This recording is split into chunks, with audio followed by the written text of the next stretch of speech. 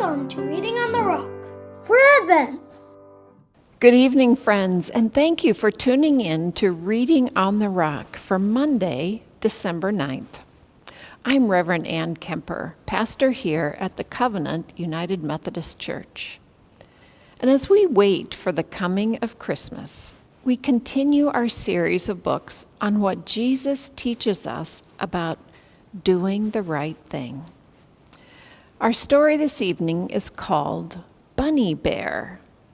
Sometimes doing the right thing means be true to yourself. Hi, I'm Carmen. I will be reading BunnyBear by Andrea Loney, published by Albert Whitman and Company. BunnyBear.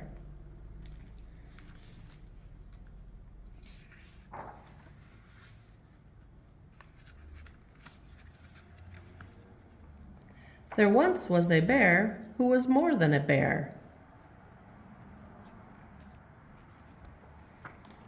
Sure, he was shaggy and stompy like most bears, and he could be loud, very loud, if he wanted to. But when he was alone, he loved to bounce through the forest, wiggle his nose, and nibble on strawberries. It made him feel free and light and happy. He called himself BunnyBear. The other bears didn't understand BunnyBear. They thought he was odd. "What are you doing?" they growled. "Stop hopping around and catch these fish. Stop twitching your nose and eat your meat. Stop sitting there and stand up like a bear."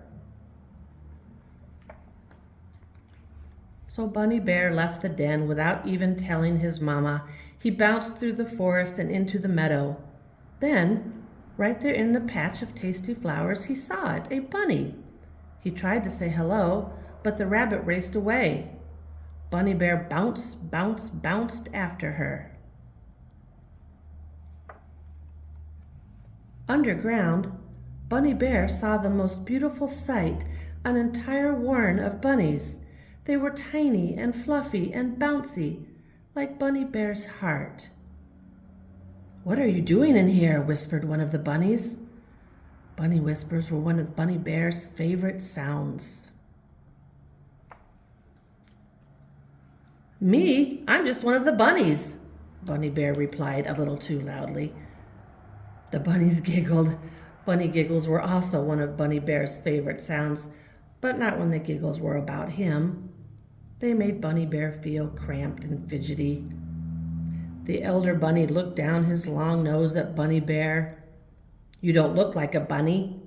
You don't sound like a bunny. And you certainly don't smell like a bunny." "But," BunnyBear gasped, "I feel bouncy and fluffy and tiny, see?" He wiggled his tail and bounced, but his bounces were a little too big. "I think you should go," the elder bunny said. All alone and covered with dirt, BunnyBear curled up against a tree and sighed. He didn't feel like a bear. He didn't look like a bunny. What was BunnyBear to do? Then he felt a poke on his paw. When he looked down, he saw a bunny. Only this bunny was more than a bunny. "I'm Grizzly Bun," she roared. "You're awfully loud for a bunny," said BunnyBear. "I'm no bunny," said Grizzly Bun. "I'm a bear." Nose to nose with Grizzly Bun, BunnyBear asked, "Are you sure you're a bear?" "Of course I am," said Grizzly Bun. "I'm burly and loud, and I eat whatever I want." "That certainly sounds like a bear to me," said BunnyBear. "Really?" whispered Grizzly Bun. "Really?" "Yes, BunnyBear," said BunnyBear. "You just look one way on the outside and feel another way on the inside. That's okay." "I'm sure glad you're here," said Grizzly Bun. "Really? But I scared everyone away." "Not me," said Grizzly Bun. "When I see you, I feel more like me." Grizzly Bun's words made BunnyBear's heart bounce with joy. He gave her the biggest, bunniest bear hug ever. So Bunny Bear and Grizzly Bun found the perfect place to be themselves. They played and giggled and roared with laughter. And they weren't just bunnies or bears, they were friends. And they were happy. Until, "Roar! Where have you been?" growled Mama Bear. "I found a new friend, Mama, and she likes me just the way I am." His mother gave him the biggest, coziest Mama Bear hug ever. "I'm so happy for you, my sweet Bunny Bear," she said in a berry whisper. "Well done, my ferocious Grizzly Bun," the elder bunny said. "Let's go home." The next day, the bunnies threw a party, and all the animals in the forest were invited. Finally, Bunny Bear felt like he belonged. "Meow, I'm a kitty jay. Moo, guys, I feel really squirrely. Look, I can flutter too." And he wasn't the only one. Even though the other bears didn't understand Bunny Bear, and neither did the bunnies, he was true to himself and found out he wasn't the only one who liked to feel free and light and happy.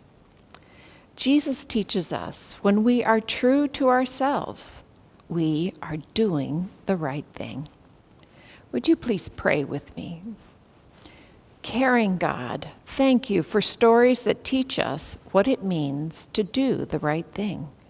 And thank you for Jesus and his lessons on loving one another and loving ourselves. Amen. So join us next week for another edition of Reading on the Rock, when we will learn more about doing the right thing. Reading on the Rock is presented by Covenant United Methodist Church in Rochester, New York. If you like Reading on the Rock, please give a donation on our website, covenantroc.org.